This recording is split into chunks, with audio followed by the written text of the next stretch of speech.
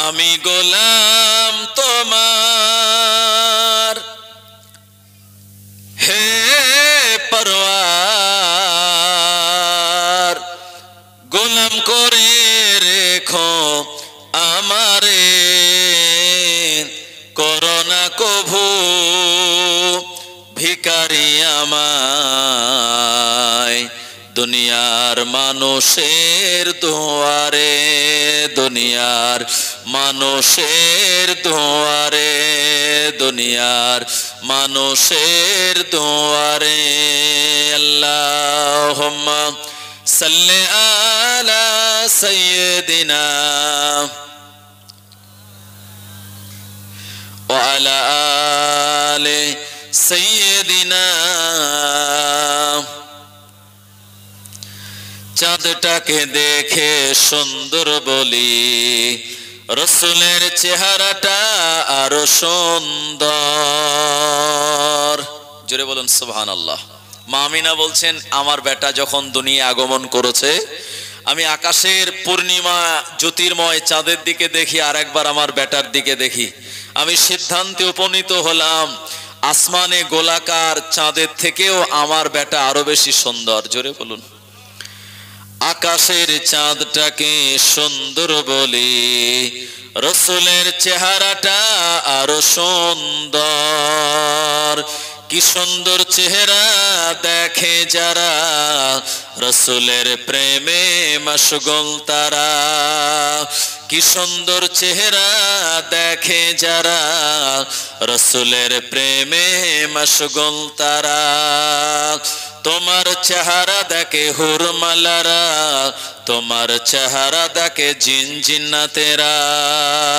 তোমার চেহারা দেখে হুরমালারা, তোমার চেহারা দেখে জিন ইনসানেরা। তোমারই নূরের আলো চমকে গেছে, তোমারই নূরের আলো চমকে গেছে, তাই তো সারা পৃথিবী তোমায় ডাকে। ওগো নবী আমার, ওগো নবী আমার, ওগো নবী আমার, ওগো নবী আমার। আল্লাহুম্মা সাল্লি আলা সাইয়্যিদিনা। পারবো না, ওই যে আলী বসে আছে, আলীর কাছে যাও, আলী তোমায় অনেক কিছু দেবে। হযরতে আলী রাদিয়াল্লাহু আনহু তানার কাছে ফকির গিয়ে বলছে, আপনি আমায় কিছু সাহায্য করুন। ভাই কোন আলী? আমাদের জন্ম কারোর নানির বাড়ি, কারোর নিজের বাড়ি, কারোর হসপিটালে, কারোর নার্সিং হোমে। আর হযরতে আলী রাদিয়াল্লাহু আনহুর জন্ম হলো কাবা বাইতুল্লাহর ভিতরে। একটু জোরে বলুন। হযরতে আলীর আব্বা জানের নাম হলো আবু তালিব, মায়ের নাম হলো ফাতেমা বিনতে সাদ। যখন হযরতে আলীর মা গর্ভবতী, তো সন্তান ভূমিষ্ঠ হওয়ার আগে এটা প্রতিটা মায়েদের জন্য বিরাট একটা কঠিন সময় তাদের, তাই না বাবু? তো হযরতে আলীর আম্মা ফাতেমা বিনতে সাদ এ সময় কাবা বাইতুল্লাহর পাশে গিয়ে দরওয়াজার দিকে, কাবা বাইতুল্লাহর দিকে তাকিয়ে বলছে, হে কাবার মালিক, তুমি আমায় হেফাজত করো, তুমি আমায় সাহায্য করো, আমার সন্তান দুনিয়ায় আগমন করবে। এ কথা বলার সঙ্গে সঙ্গে কাবা বাইতুল্লাহর দরওয়াজাটা এমনি এমনি খুলে গিয়েছিল। জোরে বলুন। হযরতে আলীর আম্মা ফাতেমা বিনতে সাদ কাবা বাইতুল্লাহর ভিতরে ঢুকলেন। অতি আসানের সঙ্গে আল্লাহ দুনিয়ার জমিনে হযরতে আলীকে পাঠিয়ে দিলেন, মায়ের গর্ভ থেকে দুনিয়ার জমিনে। হযরতে আলীর আব্বা আবু তালিব খুঁজে বেড়াচ্ছে যে আমার সেই গর্ভবতী প্রেগন্যান্সি বিবি গেল কোথায়। 4 দিন পর কাবা বাইতুল্লাহ থেকে বেরিয়েছে। আবু তালিব বলছে, কি ব্যাপার, তুমি গর্ভবতী ছিলে, এই সময় 4 দিন তোমায় পায়নি? তো উনি কাপড়ের ভিতর থেকে ওড়না দিয়ে ঢাকা ছিল, হযরতে আলীকে দিয়ে বলছে, নাও, এটাই তোমার বাচ্চা, এই সন্তান দুনিয়ায় ভূমিষ্ঠ হবে। কিভাবে? আল্লাহর কাছে সাহায্য চেয়েছিলাম, কাবার মালিক আমায় সাহায্য করেছে, অতি আসানের সঙ্গে দুনিয়ায় তোমার বেটা এসেছে। সেই আলী তানার কাছে ফকির গিয়ে বলছে, আপনি আমায় কিছুদিন সাহায্য করুন। হযরতে আলী চিন্তা করছে, আল্লাহ, আমার এক বেলা খাওয়া হয়, 3 বেলা হয় না। এই ফকিরটা আমার কাছে কিছু চেয়েছে, যদি আমি দিতে পারি তো তার মনটা খুশি হবে, যদি দিতে না পারি মনটা খারাপ হয়ে যাবে। কিন্তু দেওয়ার মতো তো কিচ্ছু নেই। কোরআনুল মাজিদের একটি আয়াত হযরতে আলীর স্মরণে এসেছে। আল্লাহ শুনিয়েছেন, ও আম্মাস সাইলা ফালা তানহার, তোমরা সায়েল আর ভিক্ষুকদেরকে ধমক দেবে না। যদি তারা হাত পাতে আমাদের কাছে যদি থাকে তো কিছু দিয়ে দেব, যদি না থাকে আমরা মিষ্টি কথায় বিদায় করে দেব। তবে এখনকার ফকিররা ডিজিটাল ভাই, তারা একেবারে মাইক্রোফোন বক্স সব নিয়ে একেবারে ঘরের দরওয়াজার দাঁড়িয়ে থাকে। যতক্ষণ আপনি টাকা বা পয়সা না দেবেন, আপনার কত রকম বক্তাদের ওয়াজ তারা শোনাবে আপনার, তা ঠিক নাই। কথা ঠিক কিনা? তো যাই হোক, তো কেউ ভিক্ষা করে অভাবে, কেউ করে স্বভাবে। তো সে যে প্রকারেই করুক না কেন, আপনি তাকে ভৎসনা করতে পারবেন না, আপনি তাকে তাড়িয়ে দিতে পারবেন না। কোরআনুল মাজিদের নির্দেশ। হযরতে আলী চিন্তা করছে কিছু তো নেই আমার কাছে, কি দেব? বললে এক কাজ করো, তুমি তোমার হাত একটু আমার দিকে বাড়িয়ে দাও। ফকিরকে বললেন। তো ফকির হযরতে আলীর দিকে হাত বাড়িয়ে দিয়েছে।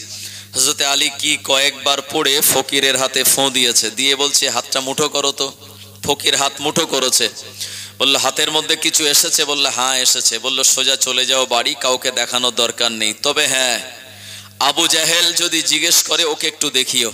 ফকির যখন বাড়ি যাচ্ছে হাত মুঠো করে, আবু জাহেল বলছে এদিকে আয়, কি দিয়েছে আলী তোকে?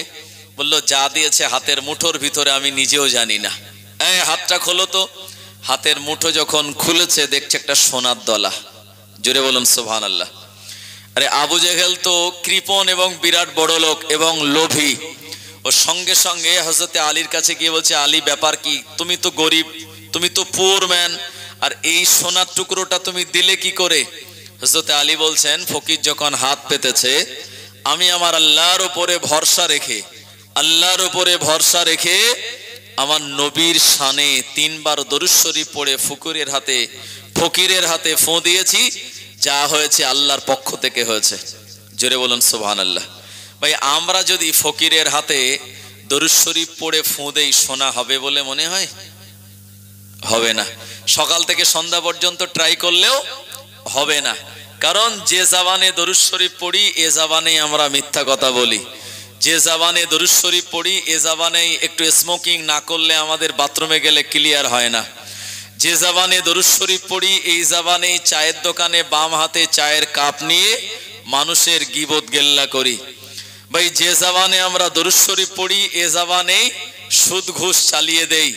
যে জবানে দরুদ শরীফ পড়ি, এ জবানেই ছেলের বিয়েতে পণের টাকা আমরা হজম করে ফেলি। এই জন্য আমাদের দরুদ শরীফে আর কাজ হয় না। তাই বলে দরুদ শরীফের দাম কি কমে গেল? কমেনি। আগে যা ছিল এখনো তাই আছে। তাই প্রাণ খুলে নবী পাকের শানে মোহাব্বতে উচ্চ আওয়াজে তেলাওয়াত করুন, আল্লাহুম্মা সাল্লি আলা সাইয়্যিদিনা ওয়া আলা আলি সাইয়্যিদিনা। মসজিদে আজান হয় 5 বার। মসজিদে কি সবাই যেতে পারে? গ্রামের সব লোক? প্রতি বছর রমজানুল মোবারক মাস ঘুরে ফিরে আমাদের কাছে আসে, কিন্তু সিয়াম পালন করতে পারে কজন? বড় লোক তো অনেক, হজ করতে পারে কজন? গ্রামে মানুষ অনেক, জলসার মজলিসে এই জান্নাতের বাগানে আসতে পারে কজন? আল্লাহ পাক আপনাদের নসিব তাকদির বড় করেছেন, মানসিকতা দিয়েছেন, আপনারা এখানে এসে বসেছেন। সেই আল্লাহর দরবারে শুকরিয়া জ্ঞাপন করে প্রাণ খুলে উচ্চ আওয়াজে মোহাব্বতের সঙ্গে বলুন আলহামদুলিল্লাহ।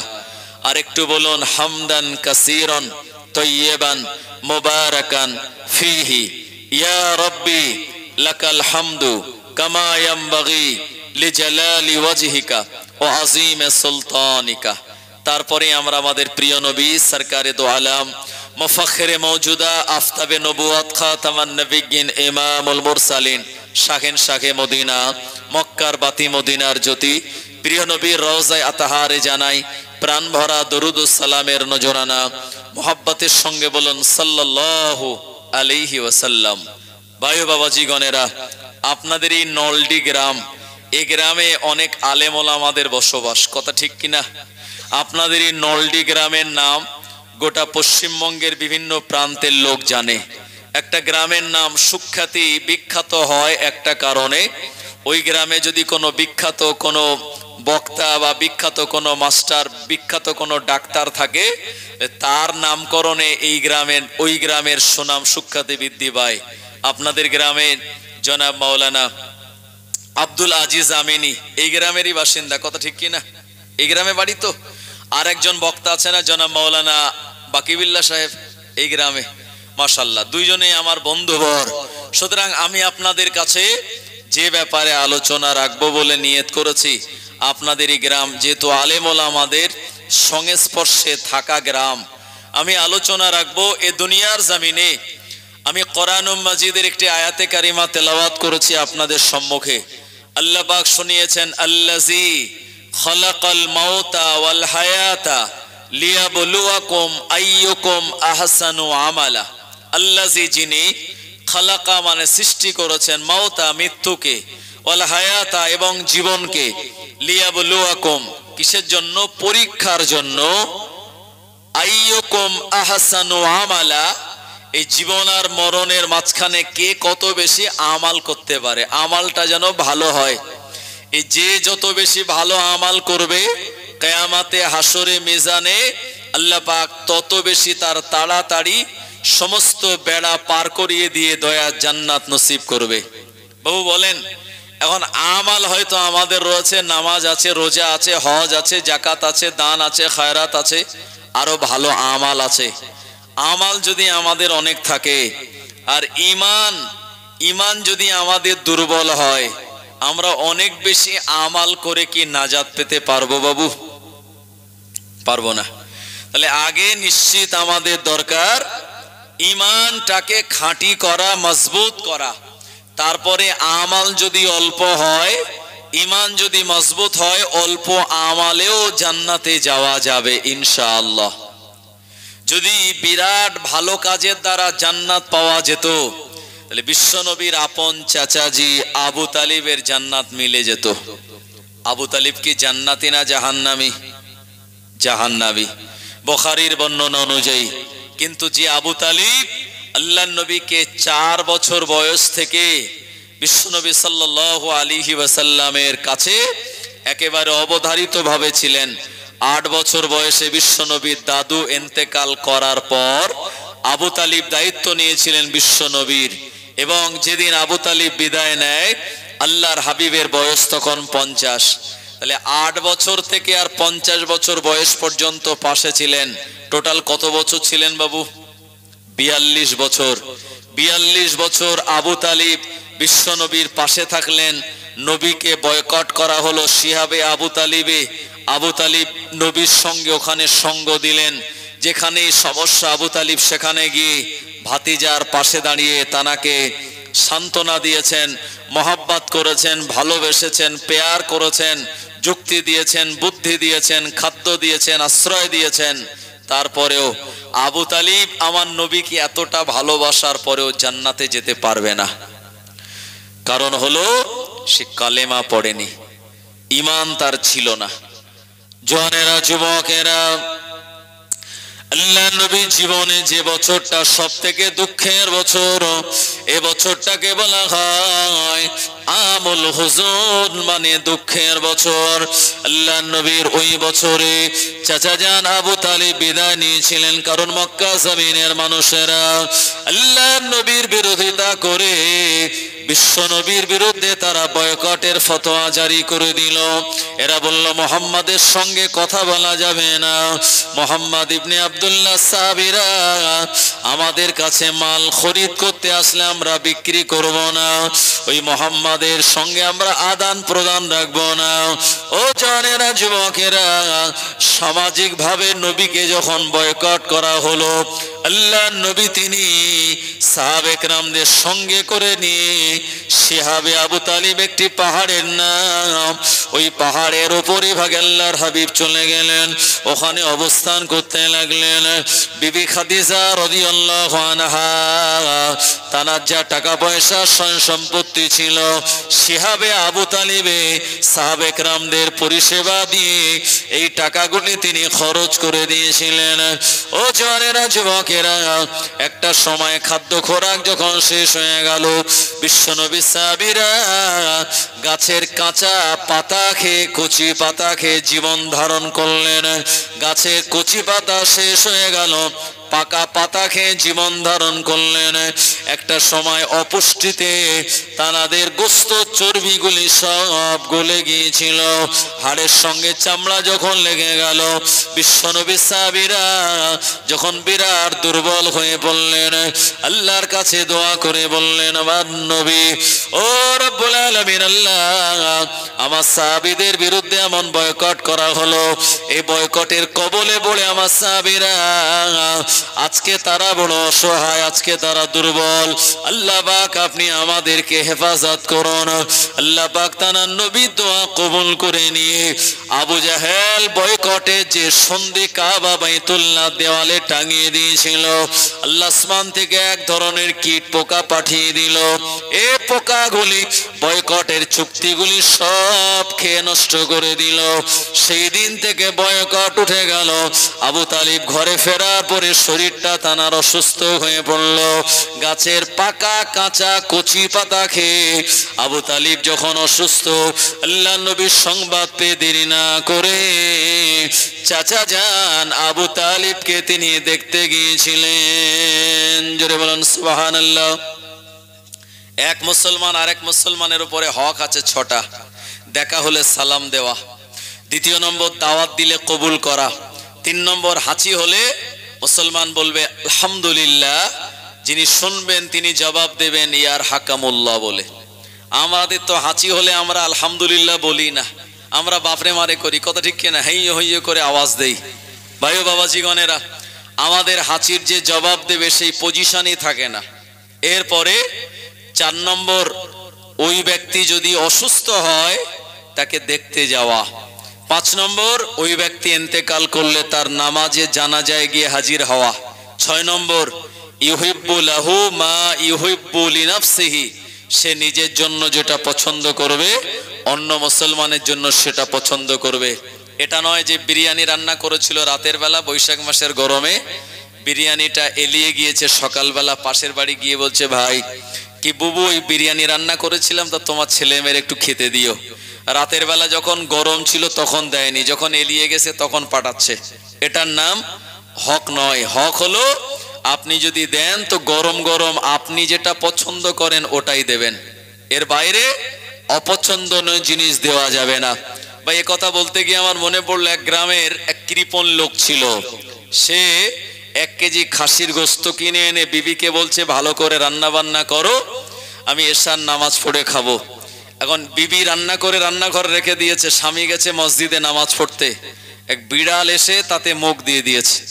এ সময় তো বিড়াল যখন মুখ দিয়েছে বিবি দেখতে পেয়েছে, বিবি ভাবছে যে বিড়ালে মুখ দেওয়া, বিড়ালে এঁটো করা এই গোস্ত স্বামীকে খাওয়াই কি করে। আবার যদি কথাটা বলি, স্বামীর যা মেজাজ গরম, আমার আর আস্ত রাখবে না। বাংলায় একটা কথা আছে, বললে মা মার খায়, না বললে বাপ ব্যাং খায়। তো স্ত্রী সে পাশের বাড়ির থেকে গরুর গোশত ধার করে এনে রাতের বেলা স্বামীকে দিয়েছে। অনেকদিন তো মাটন খায় না, বুঝতে পারেনি কোনটা বিফ আর কোনটা মাটন, ভাই চালিয়ে দিয়েছে। সকালবেলা যখন মেজাজ একটু ঠান্ডা, কারণ সকালবেলা সবার বিপি লেভেল একটু নর্মাল থাকে, কথা ঠিক কি না, মানে আমাদের প্রেশার একটু নিচের দিকে থাকে, মেজাজ একটু ঠান্ডা থাকে। তো বিবি স্বামীর পাশে বলছে, বসে বলছে যে একটা কথা বলি, কিছু বলবে না তো? তো বলছে না, তুমি বলো, আমায় কিছু বলবে না। ভালো করে আগে রাজি করিয়ে নিয়েছে। স্বামী বলছে, তুমি আমার প্রাণের বিবি, হ্যাঁ, তোমায় কিছু বললে হয়, কিছু বলবো না। তো বললো, দেখো ওই গতকাল রাতের বেলা যে খাসির গোস্ত এনেছিলে ও বিড়ালে মুখ দিয়েছিল, তাই তোমার দেয়নি। বললো, তাহলে রাত্রে খেলাম কি? বললো, ওটা ওই গরুর গোস্ত ছিল। তো বললো, বুঝতে পারিনি তো। বললো, যা হয়েছে ও আর চিন্তা করে লাভ নেই, এখন বিড়ালে যখন মুখ দিয়েছে আমরাও খাবো না, এটা পুকুরে দিয়ে দেই, মাছে খাক। তো বাড়িওয়ালা বলছে, না বিবি, এ কাজ করা যাবে না। খাসির গোস্ত 700 টাকা কেজি, হুজুরের দাওয়াত দিয়ে ইমাম সাহেবের খাওয়ানো যাবে। ইমাম সাহেবের দাওয়াত দিয়েছে। হুজুর বললো, কি ব্যাপার, এ লোক তো কৃপণ লোক, আমার দাওয়াত দিল। এরপরে হুজুরকে দুপুরবেলা খাসির গোশ দিয়ে মেহমানদারি করেছে। হুজুর বিসমিল্লাহ বলে চালিয়ে দিয়েছে। ভাই আমার অনেক দিন পেরিয়ে গেল, হঠাৎ করে ওই কথা একদিন চায়ের দোকানে বলেছে। আর চায়ের দোকান হলো খবরের চ্যানেল, কথা ঠিক কিনা? চায়ের দোকানে দেখবেন মুফতি সাহেবরা বসে, সাংবাদিকরা বসে, টোটাল গ্রামে কি হয়েছে খবর কিন্তু চায়ের দোকানে আপনি পেয়ে যাবেন। আছে না নাই? কার মেয়ে পালিয়েছে, কার বউ কোথায় গেছে, কে কি করেছে, সব খবর কিন্তু চায়ের দোকানে ভালো করে ওখানে চর্চিত হয়। আবার কিছু কিছু চায়ের দোকানদার কাস্টমার বাড়ানোর জন্য বড় বড় টিভি, আর তা নাহলে নিজের বাড়ির বউটারে বসিয়ে রেখে যে আমার বউ চেহারা দেখ আর ভালো করে চা খাতোরা, এরকম আছে না নাই? তবে এই এলাকার মানুষেরা ভালো, মাশাল্লাহ। বসিরহাট এলাকা তো, এই এলাকায় এরকম নেই। আমাদের ওই দত্তপুকুর এলাকার কথা বলছি। তো এখন এই চায়ের দোকানে কথাটা যেই বলেছে, হুজুরের কানে যেতে আর দেরি হয়নি। হুজুর সেই বাড়িওয়ালাকে ধরে বলছে, ব্যাপার কি? আমার যে খাসির গোস্ত খাইয়েছে শুনলাম নাকি এই ব্যাপার। বাড়িওয়ালা বলছে, হুজুর ধরা যখন পড়ে গেছি, শুনুন আমরা মানুষ খেলে বিপদে পড়বো, আপনারা হুজুর খেলে অসুবিধা হবে না, তাই আমরা না খেয়ে আপনাকে খাইয়েছি। এটার নাম পরিপূর্ণ হক নয়। ভাই আমার, তো আবু তালিবকে দেখতে গেলেন বিশ্বনবী, আল্লাহর হাবিব শুনিয়ে দিলেন, ইয়াদাতুল মারিস ফি মাখরাফাতিল জান্নাহ হাত্তা ইয়ারজিআ। ও জওয়ানেরা, যুবকেরা, যদি কোনো ব্যক্তি অসুস্থ হয়, আপনি অজু বানিয়ে ওই ব্যক্তিটাকে দেখার নিয়াত করে যদি বাড়ির থেকে বার হন, আল্লাহ নবী শুনিয়ে দিলেন ওই মানুষটা যেন আল্লাহর রহমতের ভিতর দিয়ে চলতে থাকে। অসুস্থ ব্যক্তির মাথার কাছে বসে তার মাথায় যখন হাত বুলিয়ে সান্ত্বনা দেয়, ওই ব্যক্তিটা আল্লাহ তাআলার দয়ার রহমতের দরিয়াতে যেন ডুব দিয়ে দেয়। জোরে বলুন সুবহানাল্লাহ। ও মুরব্বিয়ানেরা, আবু তালিবকে আমার নবী দেখতে গিয়ে বললেন, চাচা যান, দুনিয়ার জমিন থেকে সবাইকে বিদায় নিতে হবে। বিদায় নেওয়ার আগে একবার আপনি আমায় নবী মনে করে, আপনি আমায় নবী স্বীকার করে একবার আল্লাহকে এক বলে মেনে নিয়ে কালেমাটা পড়ে নিন। সঙ্গে সঙ্গে আবু তালিবের পাশে ছিল আবু জাহেল, সাইবা ইবনে রাবিয়া, উতবা ইবনে রাবিয়া। এরা বিরোধিতা করে বলল, আবু তালিব খবরদার, তোমার ভাতিজার কথা শুনবে না। তুমি যে ধর্মের উপরে অবিচল রয়েছ, ওই ধর্মের উপরেই তুমি থাকো, ভাতিজার কথা শুনবে না। আল্লাহর নবীর মনটা খারাপ হয়ে গেল। নবী আমার আবু তালিবের ঘর থেকে বেরিয়ে আসলেন। পরের দিন আমার নবী আবার গেলেন আবু তালিবকে কালেমা পড়ানোর জন্য। ও জনেরা, চাচাজি গনেরা, আল্লাহর হাবিব ওখানে যাওয়ার পরে আবার দেখতে পেলেন মক্কার বড় বড় বেঈমান বেদিনেরা সব ওই জায়গাতে উপবিষ্ট। আল্লাহর নবী আবারও বললেন, চাচা যান, একবার যদি জবানটা আপনি হেলিয়ে দেন, একবার যদি কালেমা পড়ে নেন, কিয়ামতের দিন আপনার জন্য আল্লাহর দরবারে আমি সুপারিশই করব। আবু জাহেলের দলের লোকেরা বাধা দিল, আবু তালিব কালেমা পড়ল না। আল্লাহর নবীর মনটা খারাপ হয়ে গেল। বিশ্ব নবী আমার তিনি যখন উঠে চলে আসলেন, পিছন দিক দিয়ে দৌড়ে দৌড়ে একজন সাহাবী বললেন, ইয়া রাসূলুল্লাহ, হাবিবাল্লাহ, আবু তালিব ইন্তেকাল করে গিয়েছে। আল্লাহর নবী মনটা টানা দুঃখিত হলো। ওই সাহাবী বলেন, হুজুর, আপনার চাচা যে ইন্তেকাল করার আগে তার জবানটা নড়েছিল, মনে হয় কালেমা পড়ে নিয়েছে। আল্লাহর হাবিব বললেন, না না না, আমি নিজে কানে যখন শুনি নাই, আমার চাচার হয়ে আমি সাক্ষ্য দিতে পারি না। ও জানেরা, কিয়ামতের দিন আমার আল্লাহ যত মানুষকে জাহান্নামে দেবেন, সব থেকে কম আযাব আল্লাহ আমাদের নবীর চাচাজি আবু তালিবকে দেবে। সবার থেকে কম আযাব হযরত আলীর আব্বা আবু তালিবের হবে। বিশ্বনবী বললেন, জাহান্নামের অতল তলে সবাই ডুবে যাবে, কিন্তু আমার চাচা আবু তালিব জাহান্নামের একদম সবার উপরে থাকবে। জাহান্নামের আগুন তার গায়ে লাগবে না। কিন্তু কেন গায়ে লাগবে না? আমার সঙ্গে মহব্বত ভালোবাসা দিয়েছিল, এই সোর্সে জাহান্নামের আগুন তার গায়ে লাগবে না। কিন্তু জাহান্নামের দুটো আগুনের জুতো পরিয়ে দেয়া হবে। আর আমাদের পায়ের তলা হলো সব থেকে সেন্সিটিভ জায়গা, তাই না? আপনার যদি পেট খারাপ করে ঠিক জায়গা মতো যদি পায়ে টিপতে পারেন পেট খারাপ ঠিক হয়ে যাবে। আপনার যদি সর্দি কাশি হয় বাচ্চাদের সর্ষের তেল যদি পায়ের তলায় ভালো করে মালিশ করা হয় ও সর্দি টেনে যাবে। ভাই পায়ের তলায় আমাদের যদি সুগার বেড়ে যায় পায়ের তলায় জ্বালা দেয়। ভাই পা হলো আমাদের শরীরের সব শিরা উপশিরা, ওখানে গিয়ে একটা জায়গায় জংশন, ওখানে গিয়ে স্টপ হয়েছে। পুলিশ যখন আসামি ধরে পায়ের তলায় বেশি করে মারে যাতে পরবর্তীতে তার শিরার দোষ নার্ভের দোষ সব হয়ে যায়। কি বুঝলেন? তো পা হলো এমন একটা জায়গা এখানে আপনি যে গরম জিভে সহ্য করতে পারবেন ওই গরম পায়ের তলা সহ্য করতে পারবে না। কি বুঝলেন? এই জাহান্নামের দুটো আগুনের জুতো আবু তালিবকে পরিয়ে দেয়া হবে। আল্লাহর নবী বললেন, আহারে আমার চাচা জান আবু তালিব তার জাহান্নামের দুটো জুতো পরিয়ে দেওয়ার কারণে ও জাহান্নামের আগুনের জুতার উত্তাপে আমার চাচাজি আবু তালিবের মাথার ঘেনু টকবক করে ফুটে গা দিয়ে গড়িয়ে পড়ে যাবে। জোরে বলুন নাউজুবিল্লাহ। ও সোনা মানিকেরা, আমি আপনাদের এটাই বোঝাতে চাচ্ছি জাহান্নামের সব থেকে কম আযাব যদি এত মারাত্মক হয়, জাহান্নামের সব থেকে কম আযাব যদি এত মারাত্মক হয়, তাহলে জাহান্নামের ভয়াবহ আযাব কত বেশি চিন্তা করার দরকার আছে না নাই? এই জন্য ঈমান নিয়ে যেতে হবে। এখন এই দুনিয়ায় আমরা সকাল থেকে সন্ধ্যে পর্যন্ত অনেক কথা বলি, ওই কথাগুলির দ্বারা আমাদের ঈমান চলে যায়। অনেক এমন কাজ করি যে কাজের দ্বারা আমাদের ঈমান বরবাদ হয়ে যায়। বসিরাট আল্লামা হুজুরকে আপনারা মানেন তো বাবু? বসিরাট আল্লামাকে মানেন তো?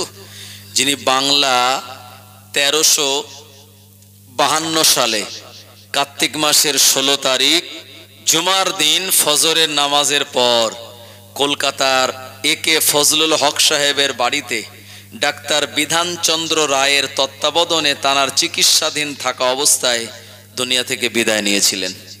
এই ইনফরমেশন আপনাদের কাছে আছে বাবু, তবু একটু স্মরণ করানোর জন্য বলছি। তো বসিরাট আল্লামা তিনি দোয়া চেয়েছিলেন, আল্লাহ আপনি আমায় জুমার দিন মৃত্যু দেবেন, কারণ জুমার দিন যদি কারোর ইন্তেকাল হয় আল্লাহ তার কবরের সব ফিতনা থেকে নাজাত দেয় কিয়ামত পর্যন্ত। সুবহানাল্লাহ। কালকে বলবেন, একটু জোরে বলেন। তো আমরাও দোয়া চাই আল্লাহ যেন আমাদের সবাইকে জুমার দিন মৃত্যু দেয়। তো বসিরাট আল্লামা এই দোয়া করেছিলেন, আল্লাহ পাক তানার দোয়া কবুল করেছিলেন। কেন? কারণ এই বসিরাট আল্লামা তিনি ইলমে মারেফাতের জ্ঞান জানার কাছ থেকে নিয়েছিলেন।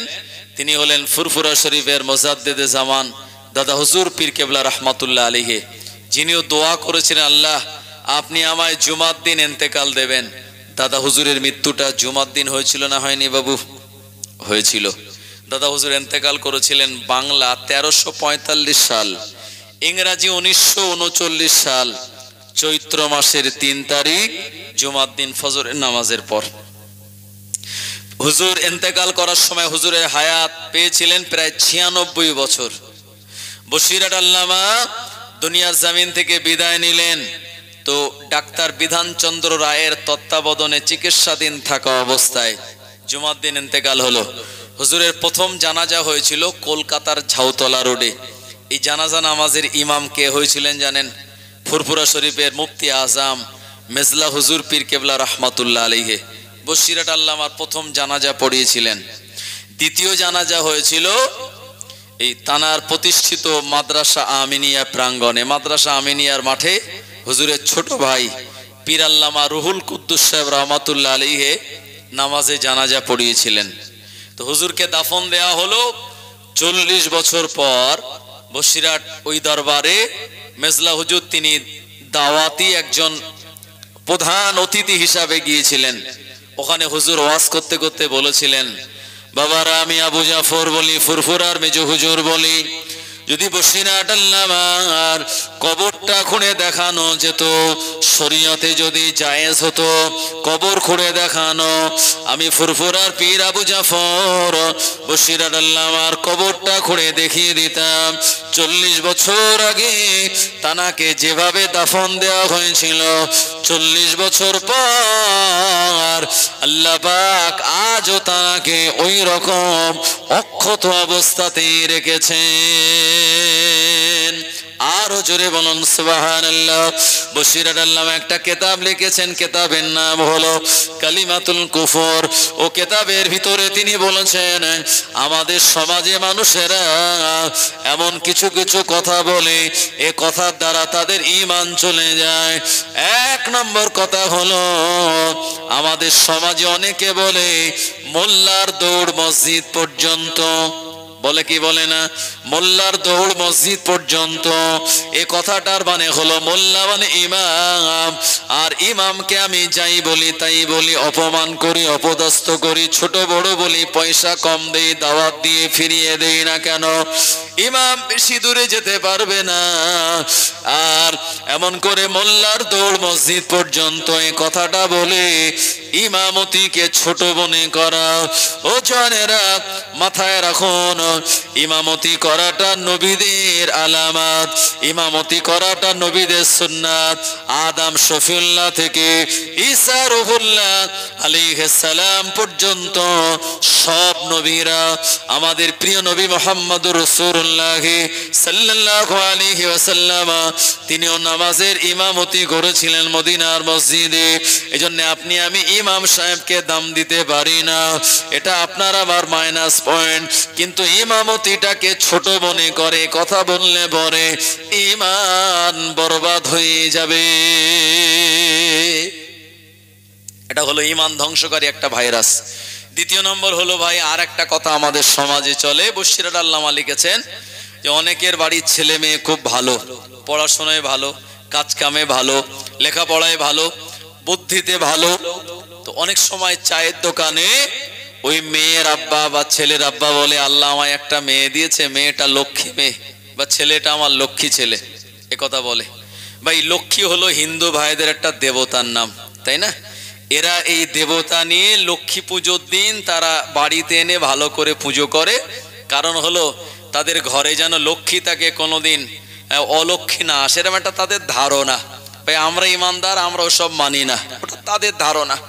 এখন আপনি যদি আপনার ছেলে বা মেয়েটাকে লক্ষ্মী বলেন, তাহলে একটা ঠাকুরের সঙ্গে আপনার বেটাকে বা মেয়েকে তুলনা দিলেন।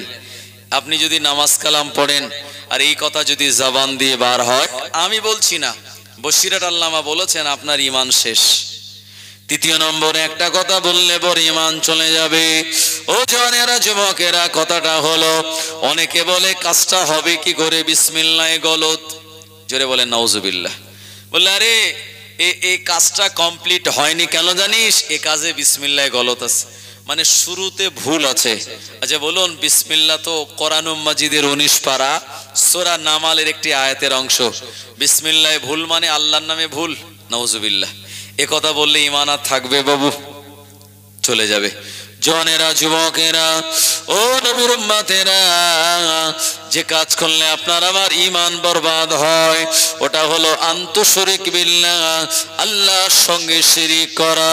আমাদের এলাকা থেকে অনেক মানুষের আজমির শরীফে যায়, অনেক আল্লাহর ওলিদের মাজার জিয়ারাতের জন্য যায়। মাজার জিয়ারাত করতে যাওয়াটা জায়েজ রয়েছে, ওলিয়া ওলিয়াদের ওসিলা দিয়ে আল্লাহর কাছে দোয়া চাইবেন, আল্লাহ পাক আপনার দোয়া কবুল করে নেবেন।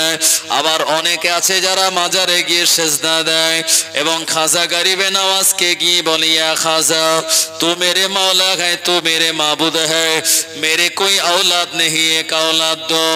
এ কথা বললে পরে আপনার আমার ঈমান থাকবে না, ঈমান নামক দামি জিনিসটা বরবাদ হয়ে যাবে। জওয়ানেরা, যুবকেরা, অনেকে আজমির শরীফ থেকে লাল সুতো আনে, হলুদ রঙের সুতো আনে, আজমির শরীফ থেকে সবুজ কালারের তারা এমন করে একটা তাবিজ এনে গলায় বাঁধে, মোটরসাইকেলের হ্যান্ডেলে বেঁধে রাখে। জিজ্ঞাসা করা হয়, এ লাল হলুদ সুতা কোথা থেকে পেলেন? বললো আজমিরের সুতো। এটা গাড়ির হ্যান্ডেলে বাঁধলে পরে বিপদ আপদ বালা মুসিবত হবে না। জোরে বলেন নাউজুবিল্লাহ। ও জানেনা যুবকেরা, বিপদ থেকে বাঁচাতে পারে একমাত্র আল্লাহ। আপনি যদি ওখানে লাল হলুদ সুতোকে বিপদ থেকে বাঁচানোর মালিক মনে করেন, নিশ্চিত আল্লাহর সঙ্গে শিরিক হয়ে গেল। এমন শিরিক করলে আর আমাল করলে ওই আমাল কিন্তু আপনাকে জান্নাতে নিয়ে যেতে পারবে না। সবুজ কালারের তাবিজ, ওই তাবিজটা পরা চলবে না। কেন চলবে না?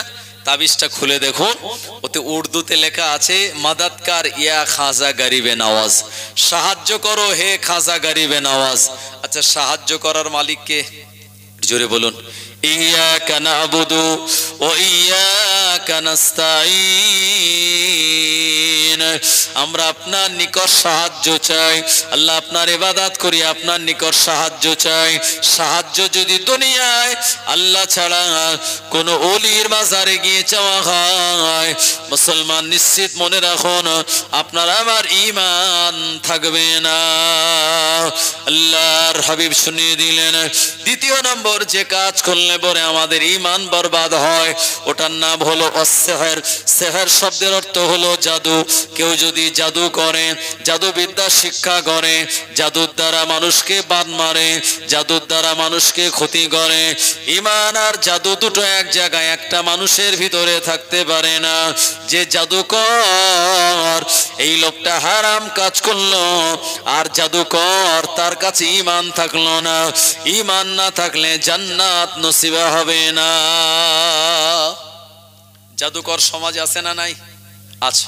হ্যাঁ, প্ল্যাটফর্মে টিয়া পাখি খাঁচায় নিয়ে বসে আছে, সেখানে কয়েকটা কাগজ দিল, দিয়ে আর সেখানে টিয়া পাখি কি করছে? মানুষের ভাগ্য বলছে। এখন একজন সে বিরাট মুসিবতের ভিতরে, তার কাছে গিয়ে বলছে, ভাই এ আমার হাতটা দেখো দিনি কি সর্বনাশ হয়ে আছে হাতে। তো হাত দেখালো, দেখে সে বলছে, ভাই হাতের অবস্থা তো খুব খারাপ, তোমার কপালে তো শনি লেগেছে।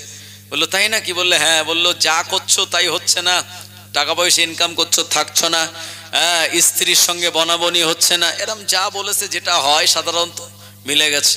এ তো বললে হ্যাঁ ঠিকই বলছেন, কি করতে হবে?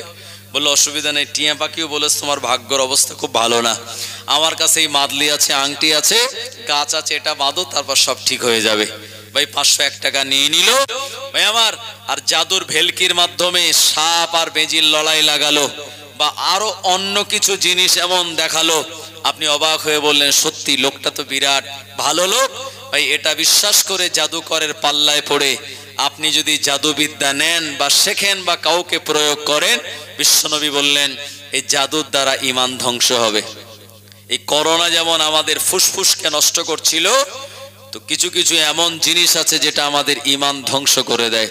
ভাই আমার, বিশ্ব নবীর ওপরেও কিন্তু জাদু করা হয়েছিল, হয়েছিল না হয়নি?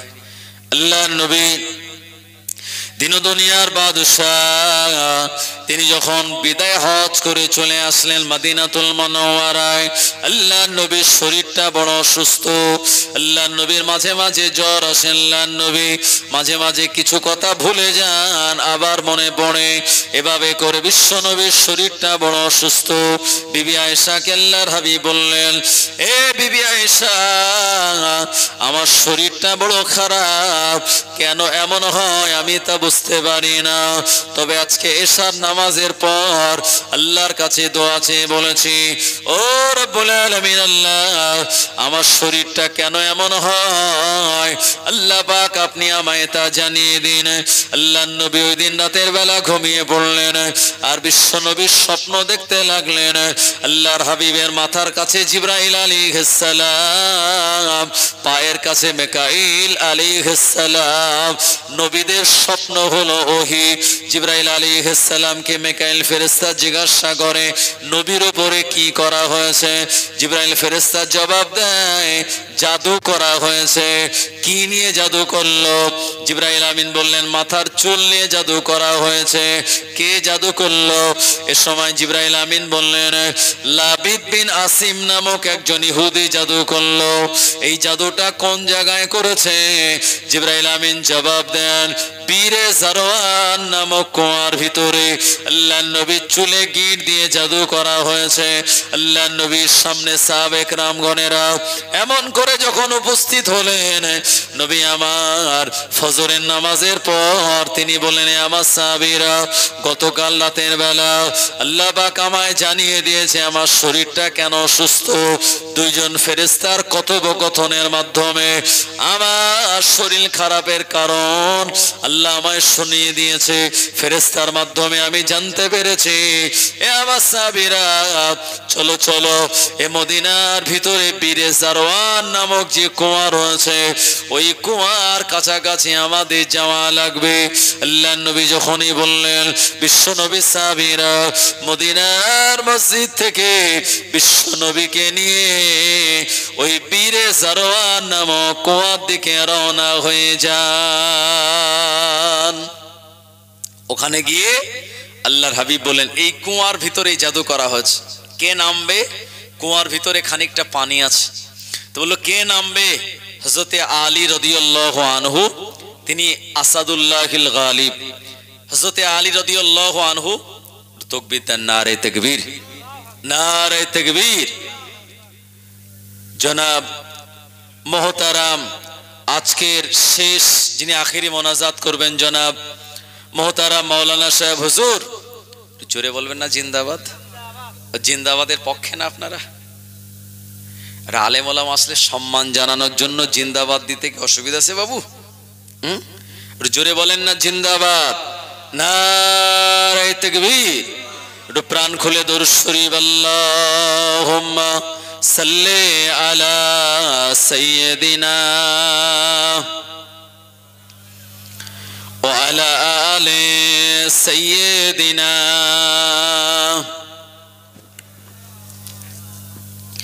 জন্ম আমার নবীর যুগে হলে কেমন হতো, জন্ম আমার নবীর যুগে হলে কেমন হতো।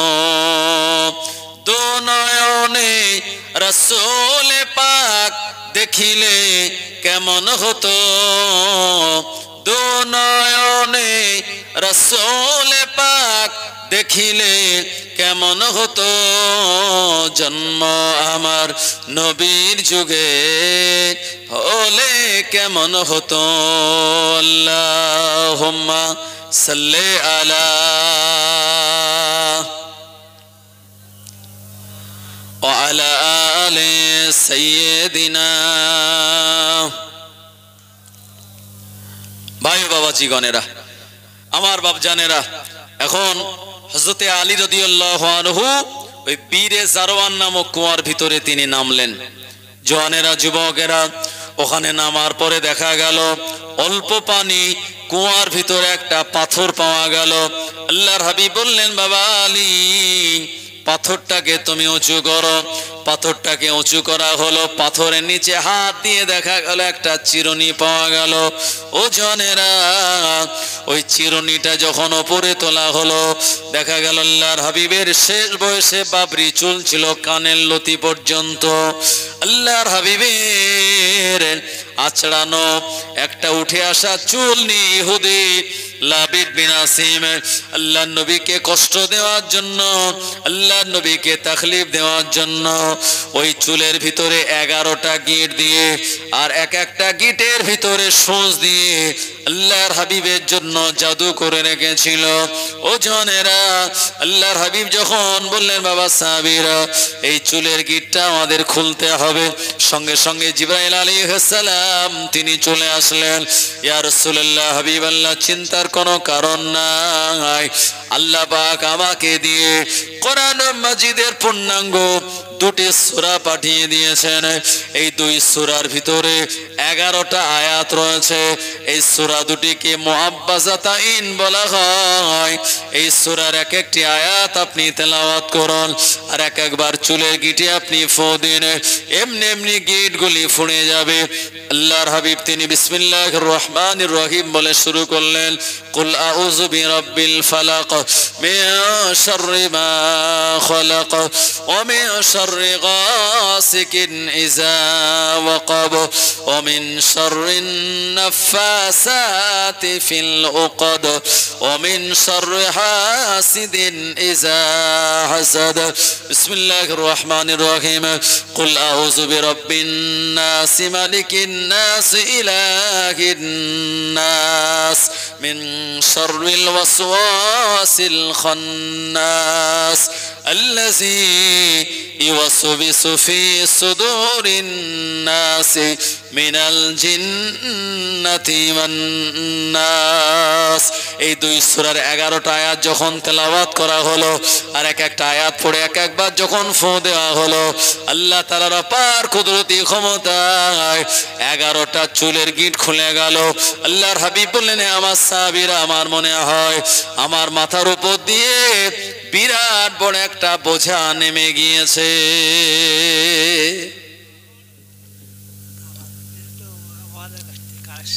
ও আচ্ছা, ঠিক আছে, ইনশাআল্লাহ। ভাই আমার, বিশ্বনবী সাল্লাল্লাহু আলাইহি ওয়াসাল্লাম তিনি বলেন, আমার এক্ষুনি মনে হলো মাথা থেকে পুরো বোঝা নেমে গেছে। সেই দিন আল্লাহর হাবিব সুস্থ হলেন। সাহাবীরা আনন্দিত হয়ে আবু বকর, উসমান, আলী তানারা অনেক অনেক টাকা তানারা দান খায়রাত করেছিলেন। যেটা হলো আপনার সফর মাসের শেষ বুধবার, যে দিনটাকে বলা হয় আখেরি চাহার সোমবার। মনে আছে আপনাদের? সফর মাসের শেষ বুধবার, আখেরি চাহার সোমবার। আখেরি মানে শেষ, চাহার মানে চতুর্থ, সোমবার মানে বুধবার। আখেরি চাহার সোমবার দিন আল্লাহ নবী তিনি পরিপূর্ণ সুস্থ হলেন। এই জাদুর কবল থেকে আল্লাহ তাআলা হেফাজত করেছিলেন। বহু ভাবুন, মায়ান নবী, দয়ান নবী, তিনিও জাদুর কবলে পড়ে কষ্ট পেয়েছেন। আর আমাদের উপরে জাদু করতে পারবেন, এটা হতে পারে। তবে হ্যাঁ, জাদু আপনার উপরে লাগবে না যদি সূরা ফালাক আর সূরা নাসের আমাল আপনার ভিতরে থাকে। ইনশাআল্লাহ জাদুর কবল থেকে আল্লাহ আমাদের হেফাজত করবেন। জোরে বলুন সুবহানাল্লাহ। ভাই আমার, ঈমান ধ্বংস হওয়া জিনিস সেটি হলো ও আকলু মাল আল ইয়াতীম, এতিমের সম্পদ ভক্ষণ করা। বিশ্বনবী জানিয়ে দিলেন, আমি যেদিন মেরাজে গিয়েছিলাম, এই মেরাজে রাতের বেলা জিবরাইল আলাইহিস সালাম আমাকে সঙ্গে করে নিয়ে জাহান্নামের ভয়াবহ আযাবগুলি আমায় দেখিয়ে দিয়েছিল। এই জাহান্নামের অনেক ভয়াবহ আযাবের ভিতর থেকে একটি আযাব দেখতে পেলাম। কয়েকজন মানুষ তাদের বিরাট এত ক্ষুধা লেগেছে, ক্ষুধার জ্বালা সহ্য করতে পারে না। জ্বলন্ত অঙ্গার তাদের সামনে দেওয়া হয়। এই জ্বলন্ত অঙ্গারগুলি তারা মুখ দিয়ে খায়, পিছনে রাস্তা দিয়ে বেরিয়ে যায়। বিরাট তাদের আযাব হয়। আল্লাহ নবী জিজ্ঞাসা করলেন, আখি জিবরাইল মান হাউলাই, ও আখি জিবরাইলের কারা? জিবরাইল আমিন বললেন, ইয়া রাসূলুল্লাহ, হাবিবাল্লাহ, এরা আর অন্য কেউ নয়, এরা হলো এতিমের সম্পদ ভক্ষণকারী ব্যক্তি। এতিমের সম্পদ খেয়ে আমাল করলে, ইবাদত বান্দেগি করলে আল্লাহ কবুল করবেন না, বিশ্বনবী বলেছেন। এরপরে আর একটা হলো দুনিয়ার জমিন থেকে, জিহাদের ময়দান থেকে পলায়ন করা। অতুল্লিয়া ইয়াউমা যাহাফি, জিহাদের ময়দান থেকে পালিয়ে যাওয়া। ভাই, এটা কি মুসলমানের চরিত্র হতে পারে? এটা হলো মুনাফিকের চরিত্র। কারণ আপনারা জানেন 625 খ্রিস্টাব্দে 3য় হিজরিতে আল্লাহর হাবিব 1000 মদিনা থেকে বাহিনী নিয়ে ওহদ প্রান্তরের দিকে যাচ্ছিলেন। ওদিকে আবু সুফিয়ানের নেতৃত্বে 3000-এর এক বাহিনী আপনার হিন্দা ছিল, যেখানে সে বাজনা বাজাচ্ছিল। এভাবে ওহদের ময়দানে লড়াই করার জন্য এসেছিল। আল্লাহর নবী মদিনার মসজিদে দায়িত্ব দিলেন সাহাবী আব্দুল্লাহ ইবনে উম্মে মাকতুম রাদিয়াল্লাহু আনহুর উপরে। তিনি আজান দেবেন, নামাজ আদায় করাবেন। নবী 1000 সাহাবাদের নিয়ে বার হলেন। পথিমধ্যে দেখা গেল কিছু ব্যক্তিরা তারা পিছনে দাঁড়িয়ে গেল। সাহাবীরা এ সময় আল্লাহর নবীকে বললেন, ইয়া রাসূলুল্লাহ, হাবিবাল্লাহ, বড় একটা বিরাট খারাপ সংবাদ, 1000 বাহিনী আপনি গুনে নিয়ে মদিনা থেকে বার হলেন, আর উহুদের ময়দানে যাওয়ার মাঝখানে 300 জন ব্যক্তি এরা পিছনে দাঁড়িয়ে গেল। এরা আর আমাদের সঙ্গে উহুদের ময়দানে যাবে না, এরা মদিনার জমিনে ফেরত যাবে। ও জনেরা, আল্লাহর নবী কথাটা শোনার পরে বিশ্ব নবীর মনটা খারাপ হয়ে গেল। এ সময় কোরআন মাজিদের আয়াত নাজিল হয়ে গেল। এমন করে মুনাফিকদের চরিত্র কি নবীকে আল্লাহ শুনিয়ে দিয়ে বললেন, ও ইযা লাকুল্লাযীনা আমানু ক্বালু আমান্না ওয়া ইযা খালাউ ইলা শায়াতিনিহিম ক্বালু ইন্না মাআকুম। মুনাফিক যারা, এরা যখন মুসলমানদের সঙ্গে থাকে তখন তারা বলে আমরা ঈমানদার। ও ইযা খালাউ ইলা শায়াতিনিহিম, যখন শয়তানদের দলে এরা মিশে যায় ওরা তখন বলে ক্বালু ইন্না মাআকুম, নিশ্চিত আমরা তোমাদের সঙ্গে রয়েছি। ও জনেরা, উহুদের ময়দানে 300 জন যারা, এরা উহুদের যুদ্ধে না সে পিছনে পালিয়ে গেল। আমার আল্লাহ তাদের মোটেও পছন্দ করেন না। এজন্য জিহাদের ময়দান থেকে পালিয়ে যাওয়ার কোনো অবকাশ নাই। ও জনেরা, আর যে কাজ করলে আমাদের ঈমান বরবাদ হবে ওটি হলো এমন করে অকাসফুল মুহসিনাতুল মুমিনাতুল গাফিলা, কোন সতীসাধ্বী রমণীর উপরে মিথ্যা অপবাদ দেওয়া। এটা কেমন? পাশের বাড়ি মেয়ে দেখতে এসেছে অন্য গ্রাম থেকে, আমি কথার কথা বলছি, ধরুন ঝুরুলির গ্রাম থেকে আপনার এই নলডি গ্রামে মেয়ে দেখতে এসছে। এখন মেয়ে দেখে শুনে পছন্দ হয়েছে, মেয়ের আব্বা চিন্তা করছে তাই তো মেয়ে দেখলাম, এই মেয়েটার সঙ্গে আমার ছেলেকে বিয়ে দিয়ে বৌমা করে বাড়ি নিয়ে যাবো, বেশ ভালোই হবে। পাশে জামাই বেটা বসেছিল, জামাই বলছে, আব্বা আপনি এক্ষুনি কথা দেবেন, আগে একটু পাশের বাড়ি জিজ্ঞেস করলে হতো না মেয়েটা কেমন? তো বললে হ্যাঁ, জামাই তো খারাপ যুক্তি দেয়নি। এখন সেই ছেলের আব্বা বেইটারে বলছে মেয়ের আব্বারে যে একটুখানি বসেন, আমি একটু আসছি। বাইরে বার হয়ে পাশের বাড়ি গিয়ে বলছে, ভাই এই পাশের বাড়ি একটা মেয়ে দেখতে এসেছি, মেয়েটা কেমন হবে? আর যার বাড়ি জিজ্ঞেস করতে গেছে তার সঙ্গে এই মেয়ের আব্বার মোটে হয় না, মানে রাজনৈতিক কারণে বা অন্য কোনো পারিবারিক কারণে বা জমি জায়গার ব্যাপারে। এখন পাশের বাড়ির ওই লোকটা বলছে যে ভাই এ কথা ওই বাইরে বলা যাবে না, ঘরের ভিতরে আসেন। তারে আদর করে খাতির করে চেয়ারে বসিয়ে বলছে, দুনিয়ায় আর অন্য মেয়ে পাননি? এই আমাদের বাড়ির পাশের এইরকম একটা মেয়ের পছন্দ হলো? বলছে কেন?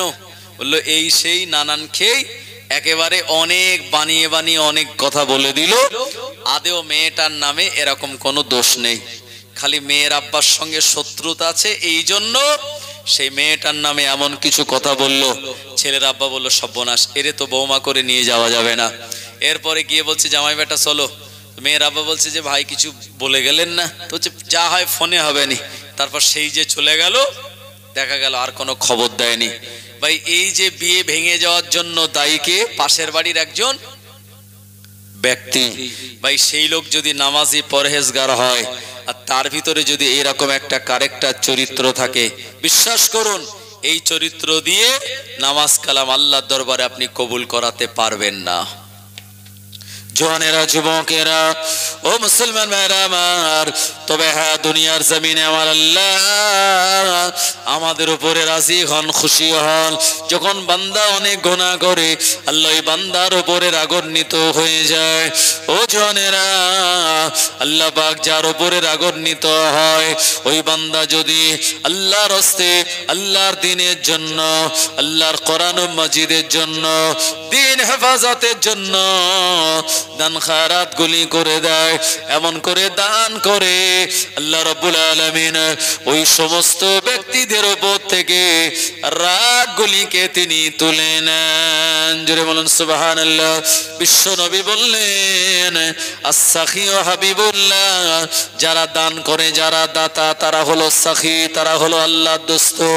এমন করে আমার আল্লাহ রাব্বুল আলামিনের প্রিয় নবী বললেন আস-সাদাকাতু রাদ্দুল বালা, দান খায়রাত করলে পরে আমার আল্লাহ বালা মুসিবত গুলি আপনার আমার জীবন থেকে দূর করিয়ে দেবেন ইনশাআল্লাহ। এজন্য আমি আপনাদেরকে দাবি করে বলবো, আজকে দিনে মাহফিলের জন্য আল্লাহর কোন বান্দা আছেন 2000 টাকা দেবেন এই মাহফিলের জন্য, আল্লাহ আপনার দানকে কবুল করবে। পিতা মাতা দাদা দাদি দুনিয়া জমিন থেকে বিদায় নিয়েছে, তাদের রুহের মাগফিরাতের জন্য দান করবেন। ও জনেরা, এ দান আল্লাহ পাক কবুল করে নিয়ে আমাদের আব্বা মা দাদা দাদি নানা নানির কবরটাকে দয়ার জান্নাতের বাগান বানিয়ে দেবেন ইনশাআল্লাহ। জোরে বলেন আল্লাহুম্মা আমিন। আসেন, এ মাহফিলের জন্য আল্লাহর এক বান্দা যিনি পিতামাতা রুহের সাবরেসানির জন্য 2000 টাকা দান করবেন। এতগুলো মানুষকে নিয়ে আমি দোয়া চাইবো, আল্লাহ আপনাদের এই দান আমাদের এই দোয়া কবুল করবেন ইনশাআল্লাহ। আসেন আমার ভাই জানেরা, আমার বাপ জানেরা, আমার মায়েরা বোনেরা, 2000 টাকা দেন এক নম্বরে। আমি খাস করে দোয়া চাইবো এতগুলো মানুষকে নিয়ে, আল্লাহ দান কবুল করবেন। দানকারীদের মাথা পিতা আল্লাহ সুখে রাখিও কবরে, দানকারীদের মাতা পিতা আল্লাহ সুখে রাখিও কবরে, আর নূরের টুপি পরিয়ে তুমি তুলো রোজ হাসরে। জোরে বলেন আল্লাহুম্মা আমিন। আপনার আব্বা আম্মা ছোটবেলায় আপনাদের আমাদের কত আদর করে মানুষ করেছিল, আজকে তারা জনমের মতো বিদায় নিয়ে কবরবাসী। ওই আব্বা মা যাতে কবরে ভালো থাকে, আব্বা মা রুহের মাগফিরাতের জন্য দান করুন। ও জনেরা, এ দান আপনার বিফলে যাবে না। 4 ইমামের এক ইমাম, ইমামে আজম আবু হানিফা রাহমাতুল্লাহ আলাইহি এত বেশি দান করেছিলেন, গোটা কুফার ময়দান শুধু নয়, গোটা পৃথিবী জমিনটা সেদিন ভাইরাল হয়ে গিয়েছিল। এই নোমান বিন সাবির রাহমাতুল্লাহ আলাইহি এত বেশি দান করলেন, হুজুরের কাপড়ের ব্যবসা ছিল, যত মুনাফা অর্জিত হয়েছিল আল্লাহ তাআলা কে রাজি খুশি করানোর জন্য এ দান করেছিলেন, যে দান আল্লাহ পাকের আরশ পর্যন্ত পৌঁছে গিয়েছিল। আসেন আমার ভাইজানেরা, 2000 টাকা দেন এক নম্বর আল্লাহর এক বান্দা এ মাহফিলের জন্য। আমি খাস করে দোয়া চাইব, দুনিয়াবি বিপদ আপদ বালা মুসিবত থেকে আল্লাহ হেফাজত করবেন ইনশাআল্লাহ। আমি গতকাল ছিলাম আপনার ওই জায়গাটা হচ্ছে আপনার বসিরহাটের ভিতরে, ওই জায়গাটা আপনার এমন একটা জায়গা যে জায়গার মানুষেরা একটা মসজিদকে কেন্দ্র করে তারা কেউ দিয়েছে 40,000, কেউ 25,000, কেউ 30,000, কেউ 10,000, কেউ 5,000, এভাবে করে অনেক অনেক টাকা তারা দিয়েছিল। ওই জায়গাটার নাম হচ্ছে চৌরো চরপাড়া। নাম শুনেছেন? চৌরো চরপাড়া। এই যে ত্রিমোহিনীর আগে মৈত্রী বাগান থেকে নেমে যেতে হয় বাম হাতে, ওখানে একটা মসজিদ। 2 দিন ব্যাপী জলসা ছিল, গতকাল তার শেষ জলসা ছিল। তো ওই জলসার আমি গতকাল শেষ আমন্ত্রিত অতিথি ছিলাম। তো ওখানে যখন মসজিদের দানের কথা বলেছি, বিশ্বাস করুন ওখানে আমার এক বন্ধু আছে মাওলানা নিজামুদ্দিন, তিনি দিয়েছেন 30,000, তানার স্ত্রী দিয়েছে 10,000, গ্রামের মেম্বার দিয়েছে 25,000, মায়েরা বোনেরা 5,000 10,000 টাকা করে লাখ লাখ টাকা দিয়েছেন। বাবু আমি অত টাকা আপনাদের কাছে চাচ্ছি না, মাত্র 2,000 টাকা দেন, এ মাহফিলের জন্য এক্ষুনি দেওয়া লাগবে না, একটু ওয়াদা করুন আগামী বছর ইনশাল্লাহ দেবেন। আব্বা মা বিদায় নিয়েছে, দুনিয়ার বিপদ আপদ বালা মুসিবত থেকে হেফাজতের জন্য 2,000 টাকা দেন এক নম্বরে, আল্লাহ দান কবুল করবে। যারা দান করে আল্লাহ পাক দুনিয়ার বিপদ আপদ বালা মুসিবত থেকে তাদের রক্ষা করে দেয়। ও জনেরা, যারা দান করে আল্লাহ তাদের রুজি রোজগারে বরকত দিয়ে দেয়। দানকার নেওয়ালা ব্যক্তি দিগকে আল্লাহ বড় মহব্বত করে ভালোবাসে। কিয়ামতের দিন কোনো ছায়া থাকবে না ইল্লা মা ইউজাল্লা, কিয়ামতের মহাময়দানে কোনো ছায়া থাকবে না, তবে একটা কেবলমাত্র আল্লাহ পাকের আরশে আজিমের ছায়া থাকবে। ওই ছায়ার নিচে 7 শ্রেণীর লোকেরা দাঁড়িয়ে যাবে। এই 7 শ্রেণীর ভিতরে এক শ্রেণী হলো যারা গোপনে গোপনে দান করে। আমার আল্লাহ কিয়ামতের দিন আরশে পাকের ঠান্ডা ছায়ার নিচে তাদের দান করিয়ে দেবে। যদি আপনি মনে করেন নাম বলবো না, গোপনে দেব, আলহামদুলিল্লাহ আল্লাহ পাক আপনার দানকে কবুল করবেন। সন্তান আদি তাদেরকে আল্লাহ পাক সুস্থ রাখবেন, স্বামী স্ত্রী মিল মহব্বত বরকত দেবেন, সংসারের অশান্তিকে আল্লাহ দূর করে দেবে। আর দানকারীদের আল্লাহ মনটাকে এত বড় করে দেন, তাদের হৃদয়টাকে পরিশুদ্ধ করে দেন। দান করলে পরে আল্লাহ পাক আপনার আমার সবাইয়ের অন্তরটা, বিশেষ করে দাতা বান্দাদের অন্তরটা প্রশস্তময় করে দেন। জোরে বলেন সুবহানাল্লাহ। মাশাআল্লাহ। সাবির মন্ডল ভাই 500 টাকা, একটু জোরে বলেন মারহাবা, একটু জোরে বলেন জিন্দাবাদ। নারায়ে তাকবীর, নারায়ে তাকবীর। সাবির মন্ডল ভাই আমার থাকতে না পেরে 500 টাকা দান করলেন। আল্লাহ পাক তানার দানকে আপনি কবুল করুন। আল্লাহ সাবির মন্ডল ভাই রুজি রোজগারে বরকত দিন, মনের আশা পূর্ণ করে দিন, হায়াত কিসমত দারাজ করে দিন। আল্লাহ পাক তানার কারবার ব্যবসায় হালাল রুজিতে আপনি উন্নতি দিন। মই মুরব্বি যারা কবরবাসী তানাদের সবাইকে দয়া জান্নাত আপনি নসিব করুন। জোরে বলেন আল্লাহুম্মা আমিন। আসেন আমার ভাইজানেরা, 500 টাকা করে দেন। 2000 টাকা একজন দেবেন ইনশাআল্লাহ। একটু নিয়ত করেন, হয়তো 2000 আপনাদের কাছে অনেক ভারী হয়ে গেছে। 500 টাকা করে দেন আব্বা মায়ের রুহের মাগফিরাতের জন্য। আল্লাহ দানকে কবুল করবেন, দুনিয়াবি বিপদ আপদ বালা মুসিবত থেকে হেফাজত করবেন। এমন করে পানি গোবরা দরবার শরীফ বড় হবে সাহেব হুজুরের আওলাদ এসেছেন, পীরজাদা মোহতারাম হুজুর কেবলা, তিনি আসবেন। তানার আসার আগে 500 টাকা করে 1000 টাকা করে দেন এই মাহফিলের জন্য। আমার মায়েরা বোনেরা আপনারা দেন। আব্বা মা বিদায় নিয়েছে, দাদা দাদি নানা নানি যারা বিদায় নিয়েছে তাদের রুহের মাগফিরাতের জন্য দিন। আল্লাহ পাক আপনাদের দানকে কবুল করবেন ইনশাআল্লাহ। একটু দুরূদ শরীফ আল্লাহুম্মা সাল্লি আলা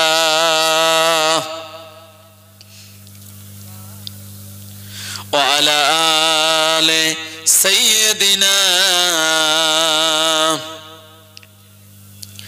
मुझको पिला दे इश्क का जाम, तू आका और मैं हूँ गुलाम। मुझको पिला दे इश्क का जाम, तू आका और मैं हूँ गुलाम। रब के दुलारे तुम ही तो हो, सबके सहारे तुम ही तो हो। आए नबी जितने दुनिया में सबसे प्यारे तुम ही तो हो, सबसे प्यारे तुम ही तो हो। भेजे खुदा ने तुझको सलाम, तू आका और मैं हूँ गुलाम। मुझको पिला दे इश्क का जाम, तू आका और मैं हूँ गुलाम। डूबा सूरज वापस पलटे और शजर आ जाए चल के, तुम जो चाहो ओ हो जाए। पल में क्या से क्या हो जाए, तुम जो चाहो ओ हो जाए।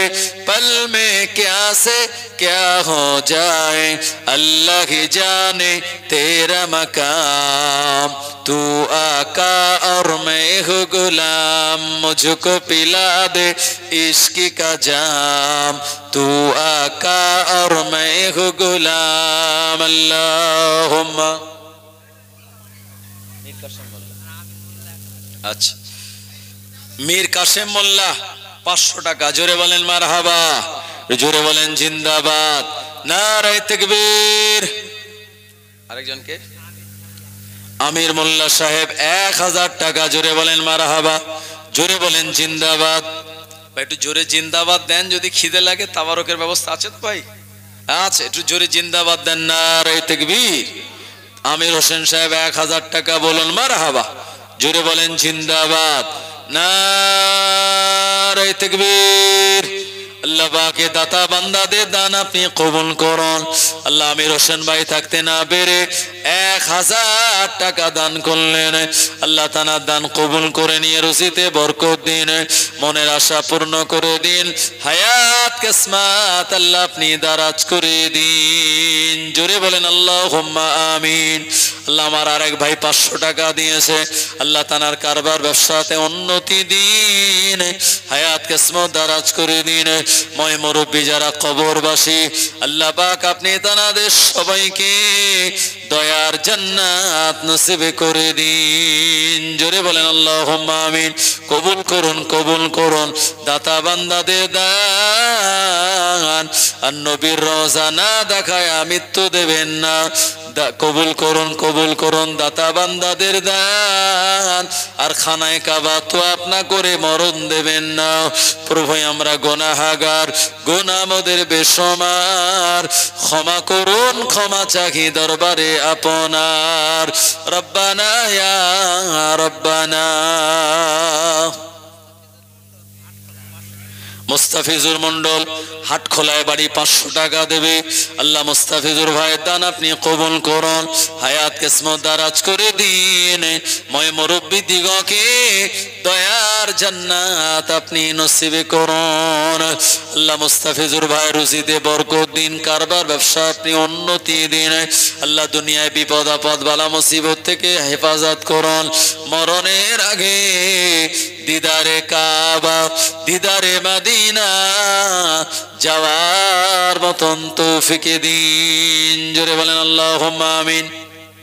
আসেন আমার ভাই জানেরা, এ দান আপনাদের বিফলে যাবে না। যারা দান করে আল্লাহ পাক তাদের হায়াত কিসমত বাড়িয়ে দেন। যারা দান করে আল্লাহ রুজিতে বরকত দেয়। যারা দান করে আল্লাহ দুনিয়ার রোগ শোক থেকে হেফাজত করে দেয়। ও জানেরা, আল্লাহ পাক যদি কোনো বান্দা বান্দির উপরে রাগান্বিত হয়ে যান, ওই বান্দা যদি দান করে দেয়, আবার আল্লাহ ওই বান্দার উপরে রাজি খুশি হয়ে যান। আসেন আল্লাহ রাস্তায় জলসা মাহফিলের জন্য দেবেন, আপনার আব্বা মায়ের সবরেসানির জন্য দেবেন। আমার জওয়ান যুবক ভাইয়েরা কত টাকা মোবাইলে রিচার্জ করতে চলে যায়, বাইকে তেল ভরতে কত টাকা চলে যায়, আমাদের জীবন যাপনে হাজার হাজার টাকা ব্যয় হয়। ও টাকা আপনি জীবনে কোনোদিন ফিরে পাবেন না। আল্লাহ রাস্তায় আজকে আপনি যদি দান করে যান, কিয়ামতের দিন আল্লাহ পাক সওয়াবটাকে বহু গুণে বাড়িয়ে আপনার কাছে ওপেন করে দেবেন। মাশাআল্লাহ। আব্দুল মজিদ মোল্লা আব্বার নামে 500, মায়ের নামে 500, মানে টোটাল আব্বা মার রুহের মাগফিরাতের জন্য 1000 টাকা দিলেন। জোরে বলেন মারহাবা, জোরে বলেন জিন্দাবাদ, নারে তাকবীর। আল্লাহ পাক আমারে ভাইজানের দান কবুল করুন। আল্লাহ তাআলা রুজিতে বরকত দিন। আল্লাহ তাআলার আব্বা মায়ের কবরটাকে আপনি জান্নাতের টুকরা বানিয়ে দিন। কিয়ামত পর্যন্ত আরামের সঙ্গে ঘুম পাড়িয়ে রাখুন। ময়দানে মাশারে কিয়ামতের দিন ডান হাতে আমলনামা দিয়ে বিশ্ব নবীর সুপারিশ শাফাত নসিব করে দয়ার জান্নাত আপনি দান করুন। জোরে বলেন আল্লাহুম্মা আমিন। আসেন আমার ভাইজানেরা, 500 টাকা করে দেন, 200 টাকা দেন, 100 টাকা দেন। আল্লাহ আপনাদের দানকে কবুল করবেন। আল্লাহ রুজি রোজগারে বরকত দেবে, দুনিয়াবি মুসিবত থেকে ইনশাআল্লাহ হেফাজত করে দেবেন। আসেন আমার ভাইজানেরা, আম্মা জান ফাতেমা রাদিয়াল্লাহু আনহা, তানার ঘরে 2টি বাচ্চা, ইমাম হাসান আর হোসাইন। আম্মা জান ফাতেমার ঘরে বিরাট অভাব, বাচ্চা 2টির বড় ক্ষুধা লেগেছে, খেতে দিতে পারে না। বাচ্চাদের কান্নার আওয়াজ আম্মা জান ফাতেমার সহ্য হলো না। আম্মা জান ফাতেমা তানার স্বামী আলীকে ডাক দিয়ে বললেন, ও আমার স্বামী আলী, আমার একটা ছেঁড়া চাদর রয়েছে, ওই ছেঁড়া চাদরটা মদিনার মার্কেটে বিক্রি করে যত টাকা দাম হয় ওই টাকা দিয়ে তুমি খাদ্য খোরাক কিনে আনো। হযরত আলী রাদিয়াল্লাহু আনহু এ সময় আম্মা জান ফাতেমা তানার বিবি ফাতেমা রাদিয়াল্লাহু আনহার কাছ থেকে এই ছেঁড়া চাদরটা নিয়ে মদিনার বাজারের দিকে রওনা হয়ে যায়। ও জনেরা, মদিনার বাজারে ফাতেমা যাও আপনার হযরত আলী রাদিয়াল্লাহু আনহু যাওয়ার পর ফাতেমার চাদরটা টোটাল 6 দিরহামে বিক্রি করা হয়। কত দিরহাম? 6 দিরহামে চাদরটা বিক্রি হলো। হযরত আলী চিন্তা করলেন, এই 6 দিরহাম টাকা দিয়ে খাদ্য খোরাক কিনে বাড়ি নিয়ে যাব। এখন টাকা নিয়ে খাদ্য কিনতে যাবেন, এমন সময় একজন সাইল ভিক্ষুক এসে বলছে, আলী আমি খুব ক্ষুধার্ত, তুমি আমায় কিছু দাও।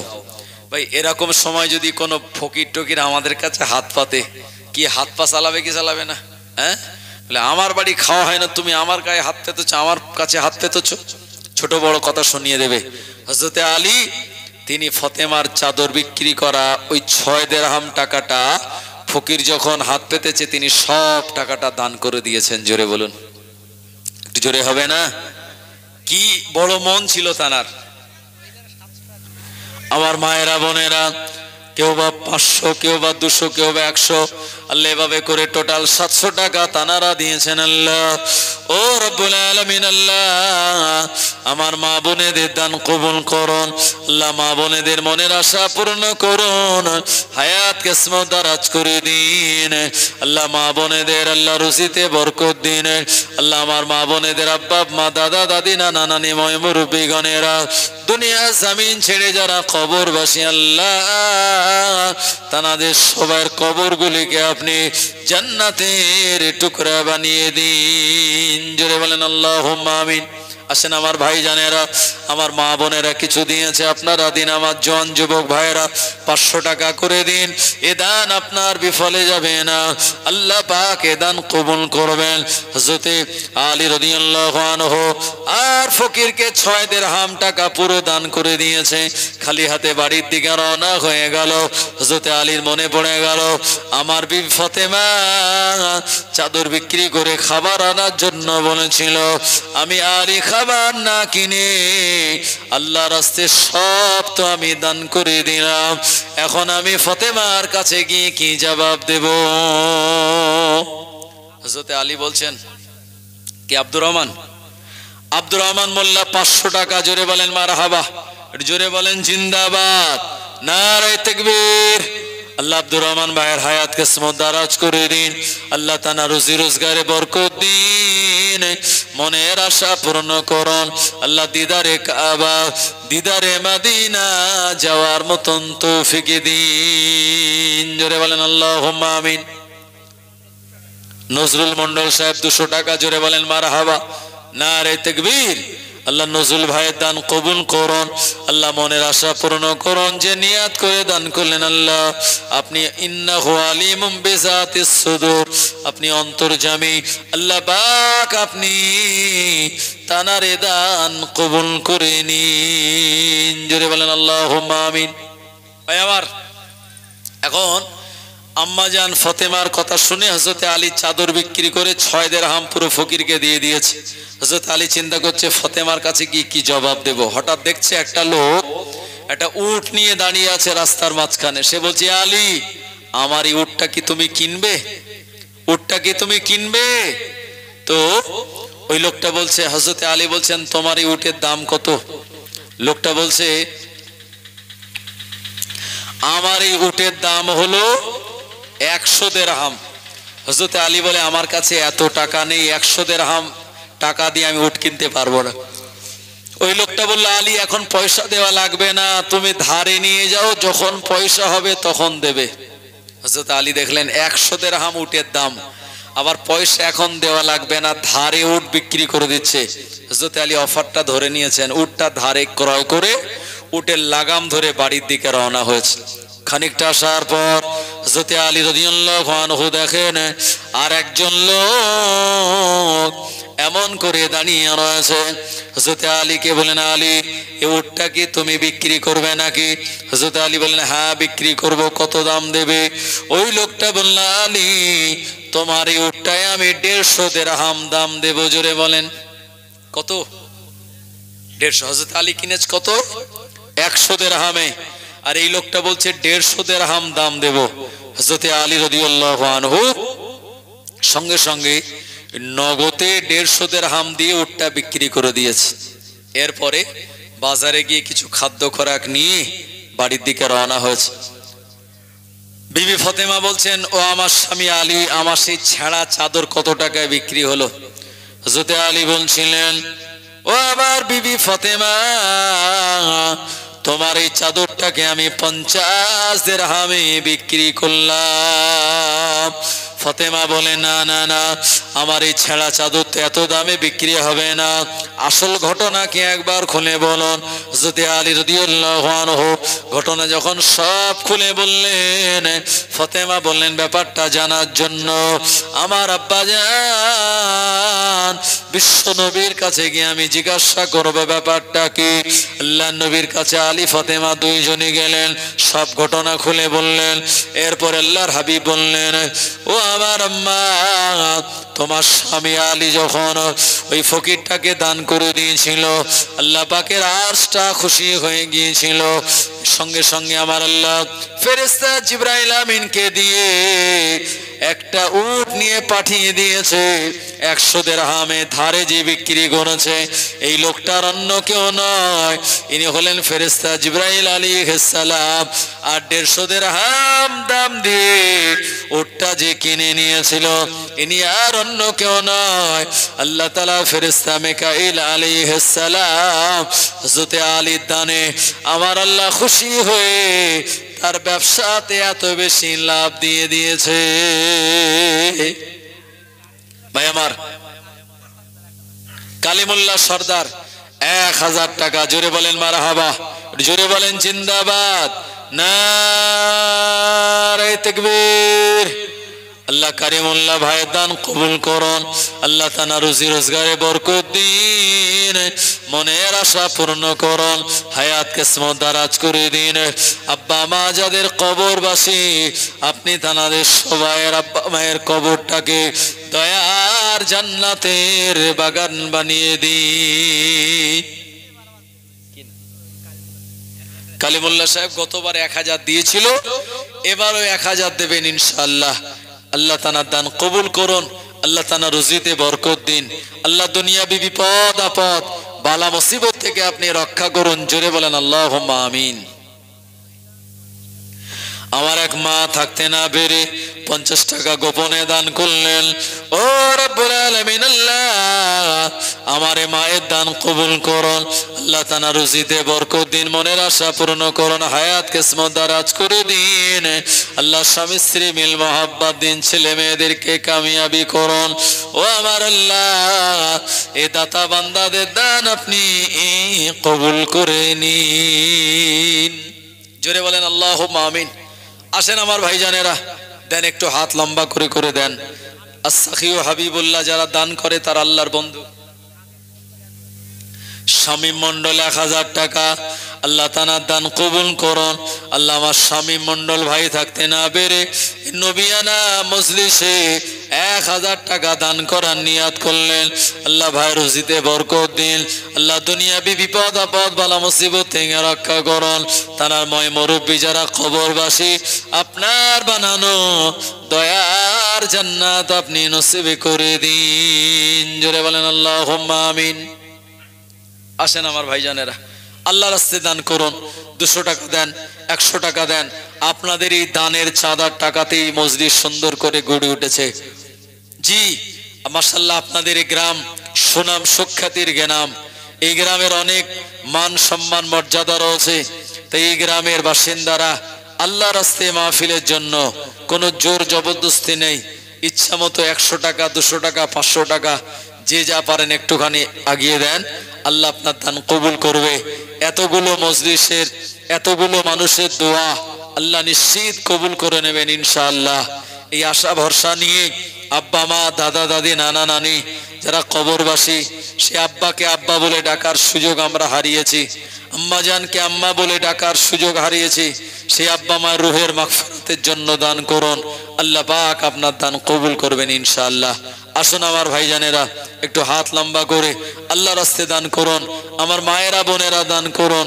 দানকারীদের আল্লাহ বড় ভালোবাসে, দানকারীদের মাতা পিতা আল্লাহ সুখে রাখিও কবরে, দানকারীদের মাতা পিতা আল্লাহ সুখে রাখিও কবরে, আর নূরের টুপি পরিয়ে তুমি তুলো রোজ হাসরে, জোরে বলেন আল্লাহুম্মা আমিন। আল্লাহুম্মা সাল্লি আলা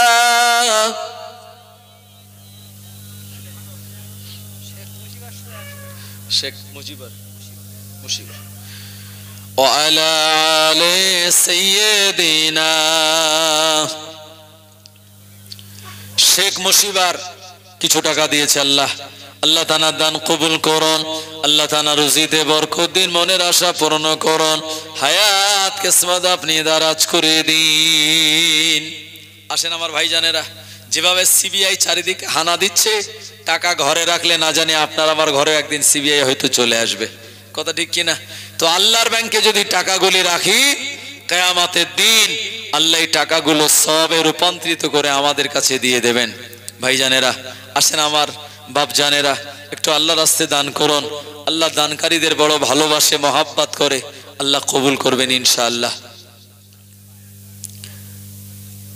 আল্লাহ নবী শুনিয়ে দিলেন, ইজা মাতাল ইনসান, মানুষ যখন মারা যায়, ইনকতা আনহু আমালুহু, তার সব নেক আমালের দরওয়াজাগুলি বন্ধ হয়, ইল্লা মিন সালাসা, এমন তিনটি নেক আমালের দরওয়াজা ওগুলি বন্ধ হয় না। এক নম্বর হলো সাদকায়ে জারিয়া, সাদকা মানে হলো দান, জারিয়া মানে প্রবাহিত এমন দান, যে দান প্রবাহিত দান। ও জনেরা, এ সাদকায়ে জারিয়ার দান কিয়ামত পর্যন্ত আল্লাহ মৃত ব্যক্তির কবরে জারি রাখেন, সওয়াবটা তার রূহে পৌঁছে দেওয়া হয়। জোরে বলুন সুবহানাল্লাহ। আসেন আমার ভাইজানের, একটু কালেমা জিকির করেন, লা ইলাহা ইল্লাল্লাহ, লা ইলাহা ইল্লাল্লাহ, লা ইলাহা ইল্লাল্লাহ।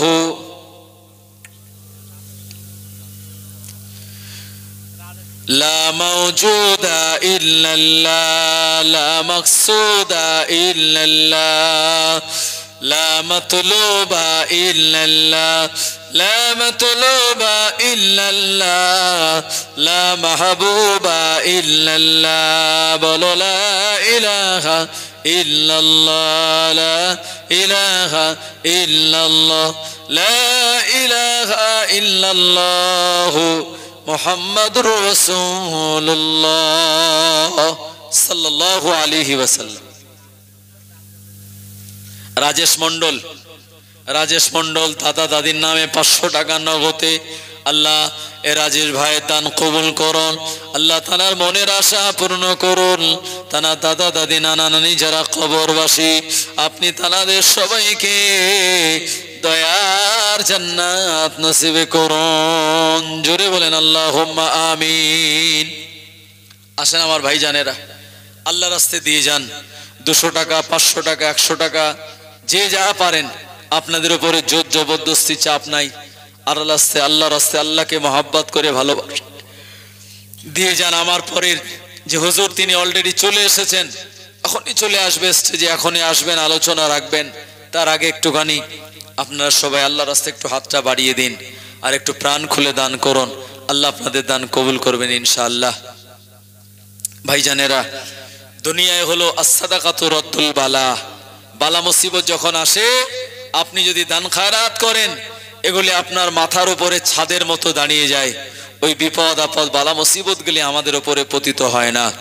America, Russia, German, Japan, France এত উন্নতশীল দেশ হওয়ার পরেও করোনা থাবা থেকে তাদের দেশ জনগণকে বাঁচাতে পারে নাই। আল্লাহ পাক আমাদেরকে এই এলাকায় যারা ওলিয়াদের দ্বারা আমরা বেষ্টিত, এই এলাকাতে আল্লাহ এই করোনা নামক গজব থেকে আমাদের হেফাজত করেছে না করেনি ভাই? হ্যাঁ, অনেকের হয়তো করোনা সিজনে শরীর খারাপ হয়েছে বা মারা গেছে, ডাক্তার করোনা বলে চালিয়ে দিয়েছে। মসজিদে যাওয়া নিষেধ ছিল প্রশাসনের তরফ থেকে, মুসলমানেরা তাও মসজিদে গিয়েছিল। কেন? কারণ তারা জানে মসজিদে আছে আল্লাহর রহমত, আর যেখানে রহমত আছে সেখানে গজব থাকতে পারে না। ভাই আমার, এই জন্য মসজিদে আমরা গিয়েছিলাম, 5 ওয়াক্ত নামাজ আদায় করেছিলাম। তবে লকডাউন পিরিয়ডে মসজিদে মুসল্লির সংখ্যা একটু লম্বা হয়েছিল। তারপরে যেই লকডাউন চলে গেল, কোভিড-19 চলে গেল, লকডাউন উঠে গেল, মুসল্লিরা আবার যা কি তাই সেই হয়ে গেল। কথা ঠিক কিনা? তাহলে বুঝতে হবে, করোনার সময় যারা মসজিদে যেত তারা আল্লাহর ভয়ে যেত না, করোনা থেকে বাঁচার জন্য যেত। কথা ঠিক কিনা? একজন চাচাজি গরু কিনতে যাচ্ছে, একটা মাদ্রাসার ছেলে বলছে, চাচাজি কোথায় যাচ্ছেন? তো একটু গরু কিনতে যাচ্ছি। তো বললো, একটু ইনশাল্লাহ বললে হতো না? বলছে পকেটে টাকা হাটে গরু, মাঝখানে আবার ইনশাল্লাহ আসবে কি করে?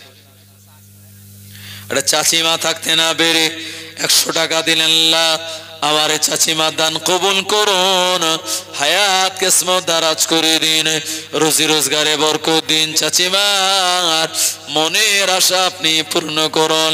ময় মুরব্বী যারা কবরবাসী, দয়া জান্নাত আল্লাহ আপনি নসিবে করে দিন। জোরে বলেন আল্লাহুম্মা আমিন। ভাই ও বাবাজি গণেরা, তো বললো পকেটে টাকা হাটে গরু, মাঝখানে আবার ইনশাল্লাহ বলবো কেন? হাটেতে আবেদ সর্দার 100 টাকা দিয়েছে, আবেদ সর্দারের দান আল্লাহ কবুল করুন, আল্লাহ মনের আশা পূর্ণ করুন, হায়াত কিসমত আল্লাহ আপনি দারাজ করে দিন। জোরে বলেন আল্লাহুম্মা আমিন। পকেট কেটে বার করে নিয়ে টাকা, গরু আর কেনা হয়নি, খালি হাতে ফিরে আসছে।